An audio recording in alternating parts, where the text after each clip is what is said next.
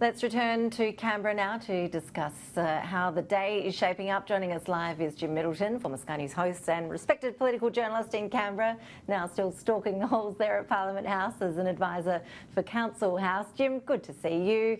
Some very disappointing results today in the Closing the Gap report. And the problem, as you well know, Jim, is that we seem to say that every year that this report is issued. Things are not improving at a rate that we'd all like to see, and successive governments on both sides of the aisle haven't been able to change that.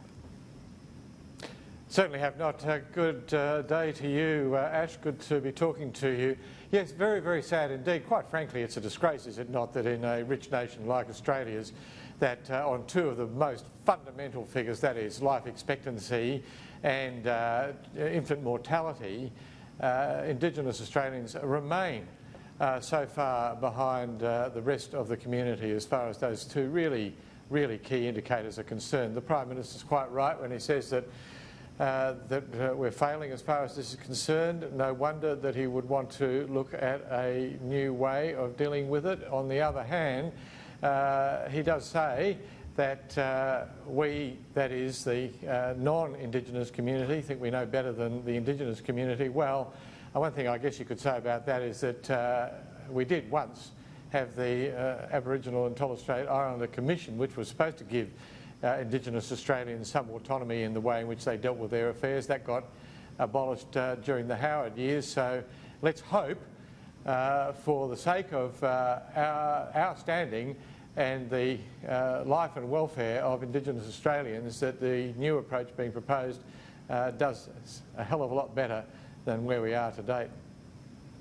Absolutely. Let's look at the dramas plaguing the Nationals this sitting fortnight today. A bit of drama in the House of Reps. Poor old Darren Chester being carted off to hospital there in Canberra after collapsing in the chamber. We're told that he's up and about. He says rumours of his demise are very premature. We'll keep you posted as we hear more about his condition, all of course hoping he is okay. He's going to have a few tests done, we understand, there at the emergency department at Canberra Hospital. But on the politics of all of this, the internal divisions have been a real distraction, haven't they, for the government this week? And there's no sign that those outside the tent, like Barnaby Joyce and Matt Canavan, are planning to quieten down anytime soon.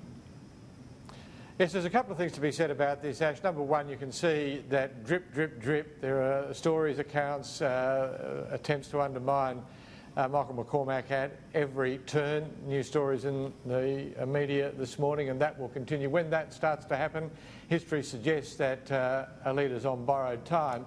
Also, it was interesting that in the joint party room yesterday, the Prime Minister and the Treasurer both felt it necessary basically to suggest that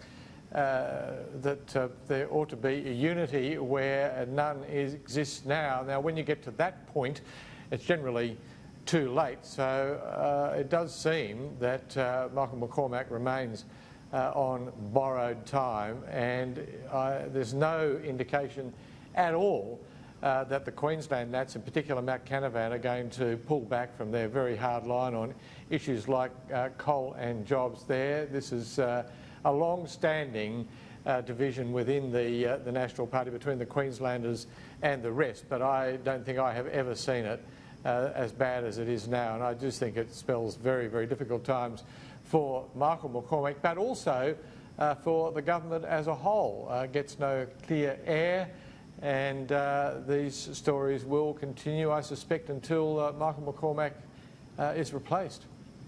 Yeah, and increasing animosity between some of the Liberals as well. Pretty unhappy at the way that the Nationals have conducted themselves over this first sitting fortnight. Jim, let's turn to US politics though now. Vote counting is underway in the New Hampshire primary in the race for the Democratic nomination. Now, I know that you've been a keen watcher of American politics for a long time now. We had the early results coming through a short time ago with about 15% of the vote counted. Bernie Sanders was in the lead, Joe Biden down at only about 8.5%. It is obviously early days, but how important is this New Hampshire primary? How do you think it's going to play out?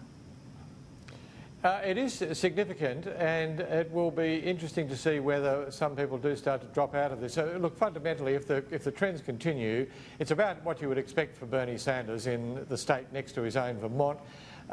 Good news for Pete Buttigieg, you would think. Bad news for Joe Biden, although he'd been saying that he didn't expect to do particularly well and would hope to do better in a place like South Carolina, where he's already gone, where there's a much bigger black vote than there is in New Hampshire. Not so good for Elizabeth Warren either, I would have thought. Very interesting results for Amy Klobuchar. Really on the back, it seems, of one very good performance in one of the debates, and if she can build on that, this is really interesting. But one thing to remember out of all this, where so much money matters so much, is that we haven't even seen Michael Bloomberg in any of these primaries yet, spending a huge amount of money, and in other national polls he's doing quite well. So that's whether someone like Buttigieg, maybe even Klobuchar, can build that middle ground as a result of New Hampshire and build in the other primaries leading up to Super Tuesday.